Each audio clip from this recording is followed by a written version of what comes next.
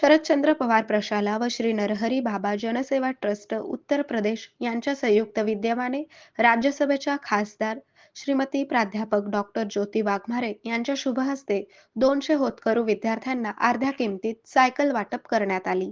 या कार्यक्रमाच्या सुरुवातीला राष्ट्रमाता जिजाऊ व क्रांतीज्योती सावित्रीबाई फुले यांच्या प्रतिमेचे पूजन मान्यवरांच्या हस्ते करण्यात आले. ज्या विद्यार्थ्यांची आर्थिक परिस्थिती बिकट आहे, त्यांना 7 ते 8 हजारांची सायकल घेणे शक्य नाही, अशा होतकरू विद्यार्थ्यांना अर्ध्या किमतीमध्ये सायकल देण्यात आली. यावेळी शिवसेना जिल्हा प्रमुख अमोल शिंदे यांनी संस्थेने राबवलेला हा उपक्रम खूप चांगला असून विद्यार्थ्यांना निश्चितच याचा फायदा होईल असे मनोगत व्यक्त केले.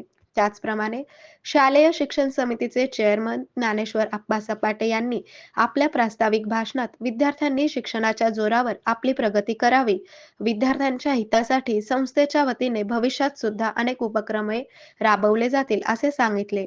त्याचबरोबर या कार्यक्रमाचे अध्यक्ष मनोहरपंत सपाटे यांनी आपल्या अध्यक्ष मनोगतात विद्यार्थ्यांनी शिक्षणाच्या जोरावर प्रमुख पाहुणे ज्योती वाघमारे यांच्यासारखी प्रगती करावी असे सांगितले.